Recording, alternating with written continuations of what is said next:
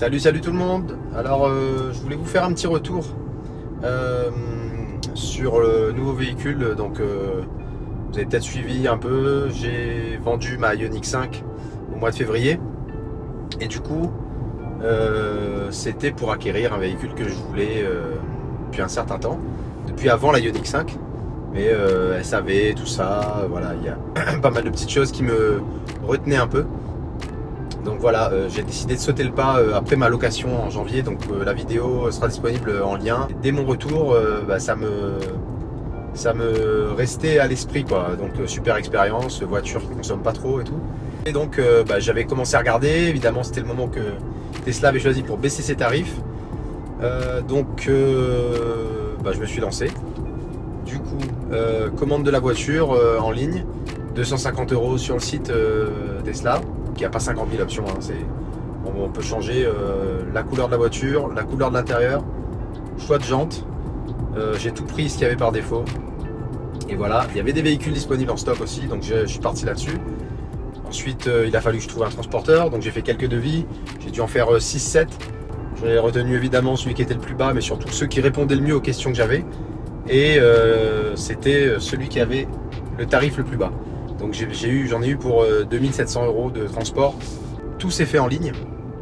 Tesla a un process qui est hyper bien réglé pour ça. Il suffit de leur envoyer les pièces au fur et à mesure que le compte client le demande. Donc immatriculation,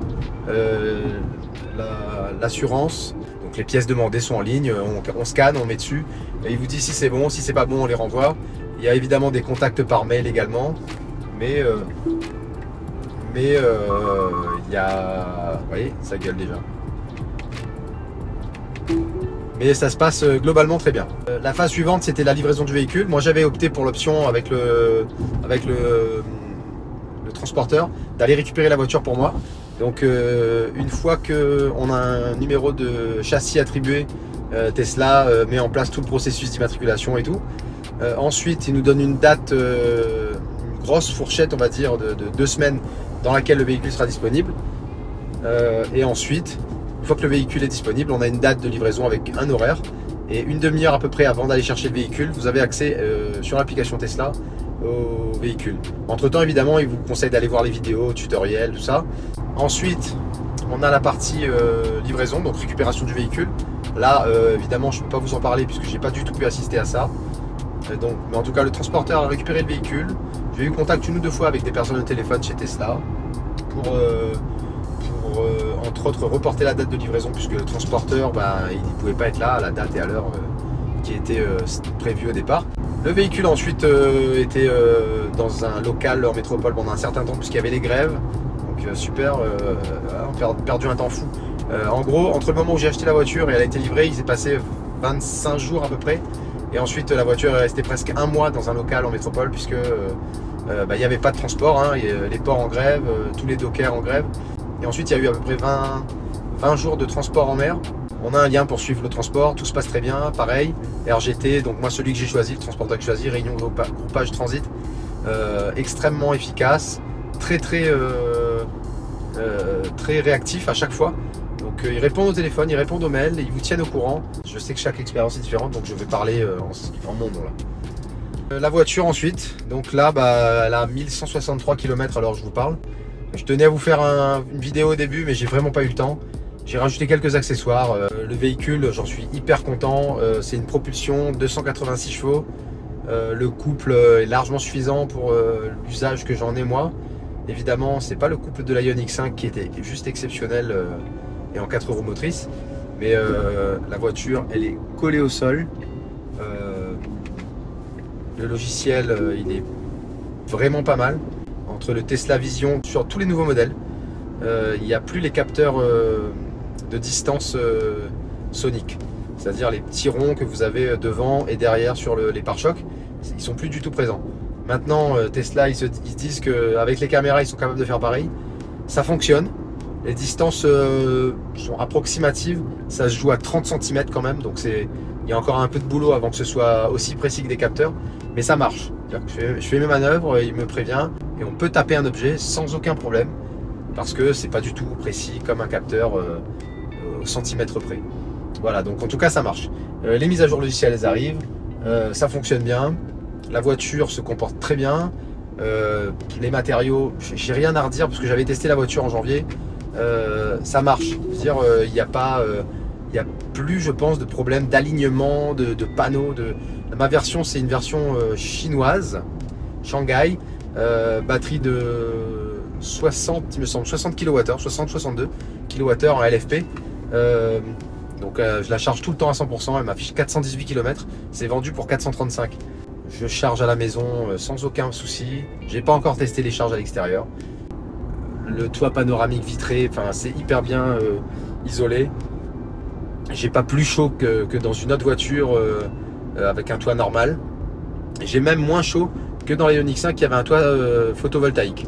Donc je pense que le toit photovoltaïque plus l'électronique qui allait dessous, ça chauffait l'habitacle. C'était pas l'idéal du coup, alors que je pensais au départ, ouais, c'est un super petit gadget, donc tant mieux il est là. Alors c'est bien, ça rechargeait un peu, c'était rigolo. Là je préfère le toit panoramique, c'est ce que je voulais sur la Ioniq 5, c'était pas dispo quand je l'ai acheté. Donc tout fonctionne bien évidemment, sauf la navigation. Sachant que maintenant on a accès à un menu service autorisé par Tesla, on peut le faire. Donc j'ai accédé au menu, on voit l'état du modem qui est connecté. Mais le roaming est bien activé, on voit toutes les infos, mais le véhicule ne se connecte pas au réseau local pour une raison inconnue. Tesla doit dire cette position géographique là associée à ce réseau là, je suis pas d'accord, donc voilà. Ce que je fais moi, c'est que je dois bricoler un ou deux trucs. Pour l'instant j'utilise un petit boîtier 4G en partage de connexion, j'ai pris un petit forfait à 9 balles en attendant, que je mette la carte SIM dans la voiture directement. Tout ça j'essaierai de le filmer si je peux. Pour avoir la connectivité directe avec la voiture. Il y a une demande à faire à Tesla pour que eux activent, c'est une eSIM au départ, et on a un port carte SIM physique qu'on peut activer à distance, que Tesla peut activer à distance. Donc il suffit de leur demander de signer un document qui dit qu'ils se dégagent de tout dépassement de forfait, puisque c'est plus leur problème. La batterie 12 volts d'ailleurs, c'est une batterie bien spéciale, c'est une lithium-ion.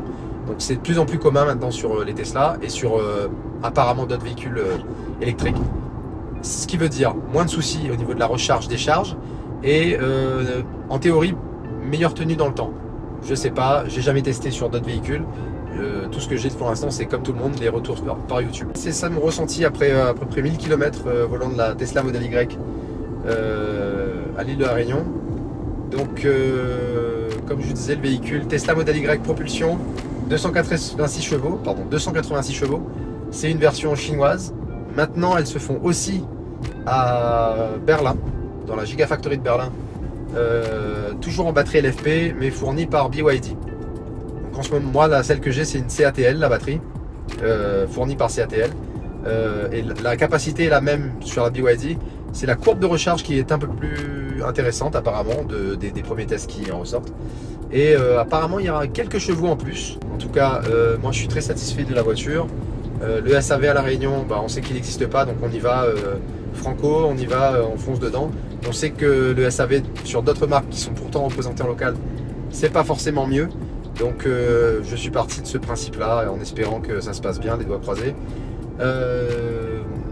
N'hésitez pas à me poser des questions si vous en avez, j'y répondrai avec grand plaisir. On a un petit groupe également, donc grâce à Cédric, que je remercie d'ailleurs pour tous les renseignements qu'il m'a donné, pour le transport et tout, pour son retour sur la Model Y et sa Model 3 précédente.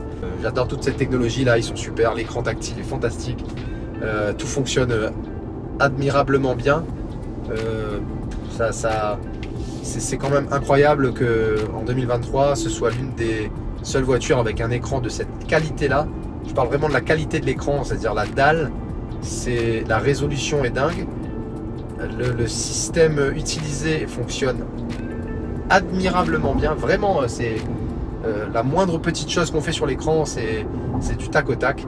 On peut en parler sur le groupe également, groupe véhicule électrique Île de la Réunion.